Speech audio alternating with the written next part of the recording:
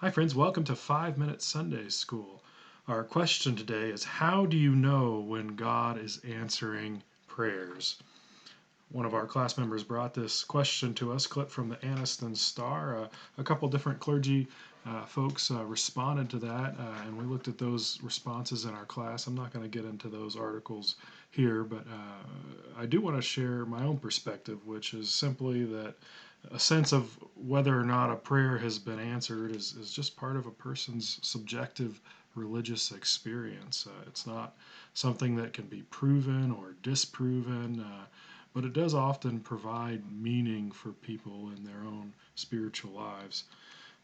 Now, I want to share with you some common perspectives and possibilities that various people often have about answered prayers. And I looked at several different books that I drew on to kind of put these together.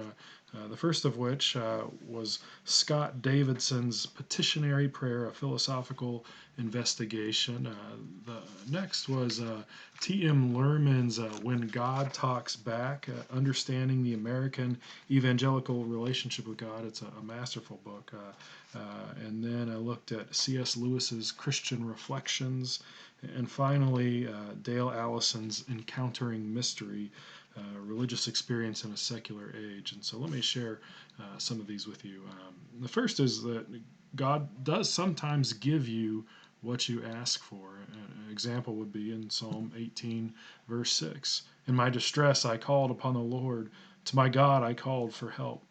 From his temple he heard my voice, and my cry to him reached his ears. He delivered me from my strong enemy and from those who hated me, for they were too mighty for me.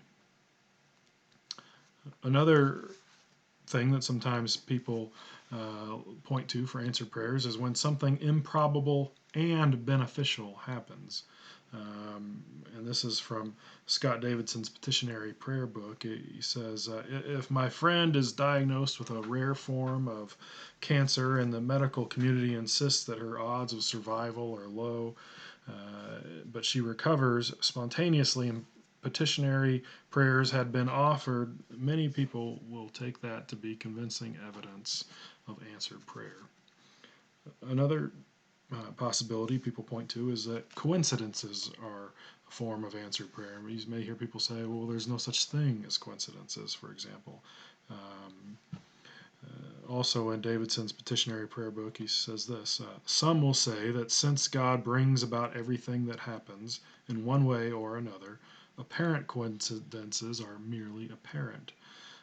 And this kind of case should be viewed as a case of answered prayer.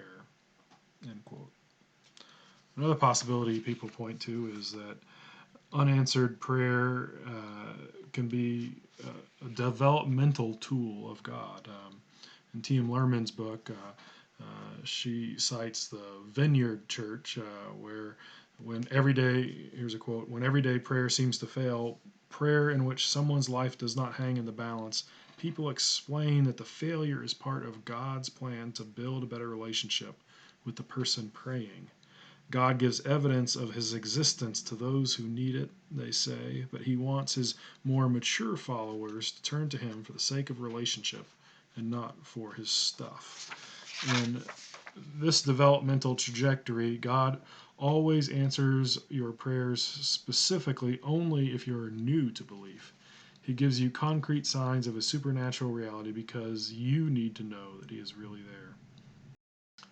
Another possibility is that God gives you what you need, not what you want. Lerman also cites someone who says this, God answered your prayer but gave you what you needed, not what you wanted. You wanted Yale, he knew you'd be happier at Colorado State. Another possibility is that God said no. Again, from Lerman's book, someone said, God heard your prayer, but for reasons we cannot understand, he chose to refuse. A popular bumper sticker announces, God answers every prayer, but sometimes the answer is no. Another possibility is that God's time is different. In Lerman's book, she cites someone who says this, God's time frame is different from yours. You need to be patient. People say this particularly when praying for love. Now I wanted to lift up C.S. Lewis, who says there are two kinds of prayer in the New Testament that are kind of in tension with one another. He calls them A pattern and B pattern praying, and they're both examples given to us by Jesus. And A pattern praying is a thy will be done kind of prayer. He says that's what we do in the Lord's Prayer and the prayer in the Garden of Gethsemane. Jesus says, take this cup from me, nevertheless, not my will, but thine. And then there's a B pattern type of prayer where Jesus kind of indicates that if you have enough faith, you can move mountains, you can move a mulberry tree into the sea.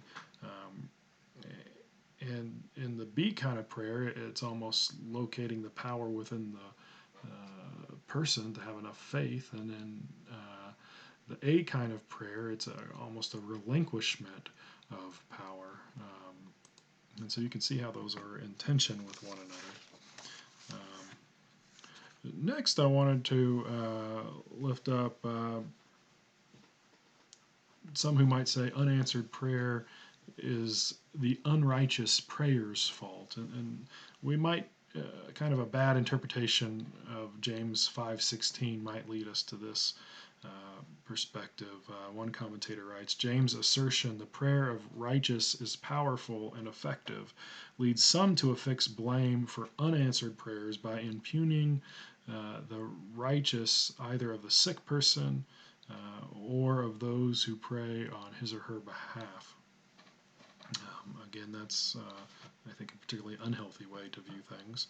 I wanted to share Dale Allison's conception of prayer as being kind of a mystery, and this arises from his experience with a friend who was in a car accident and was on the verge of death. Prayer chains were active. Many people love this woman, and he felt certain that she was covered in prayer and God would heal her. But alas, she passed away. And let me read what he wrote. So too did my confidence in prayer. It has never returned. My prayers and those of so many others were, despite their great number and sincerity, unmercifully unanswered. Anyone who piously hazards the contrary, God answered our prayers, just not as we envisioned, is playing with words in order to deny the self-evident. My miserable experience is, moreover, scarcely anonymous. It is rather predictably routine. Dispiriting and brutal facts repeatedly demonstrate, if we can admit the obvious, that God is not in the business of invariably or even regularly giving us what we ask for. Notwithstanding countless prayers that it not be so, hearts in every place are breaking all the time. Were God at our beck and call, the world would be utterly different. The faithful would long ago have prayed away all the ills and evils that everywhere assail us. Today, when reciting names in prayer, I am stoical. I rarely muster more than a few words. My prayers are vague and imprecise, requests whose fulfillment or non-fulfillment could never be assessed. I remain confident because I truly believe in God, that I am heard, but I have no assurance of anything beyond that. This week in churches around the world, millions and upon millions will pray, Thy will be done on earth as it is in heaven. And yet, when the service is let out, things will be, as ever, otherwise. Congregants will pray the same words the next week, with the same apparent lack of results, and so too the week after that. The relationship between Supreme Being and our prayers is a mystery to me. To pretend otherwise, to pretend that I have a clear and distinct ideas about the matter, would be dishonest. Still, how could I ever cease to pray and home for those I love, or for the broken world around me? End quote. And finally, I'd like to end with what I think is a really healthy distinction that Scott Davidson makes in his petitionary prayer books, and that's this, that we think differently about these two things, that God answering a prayer is different than God responding to a prayer. And I have all the confidence in the latter, but the former I hold with a bit more of a sense of mystery, as Dale Allison does in the extended quote I read just a bit ago. Well, friends, next week we're going to look at the difference between Methodists and Episcopalians, and so I hope that you'll join us. Thank you for tuning in. We'll see you soon.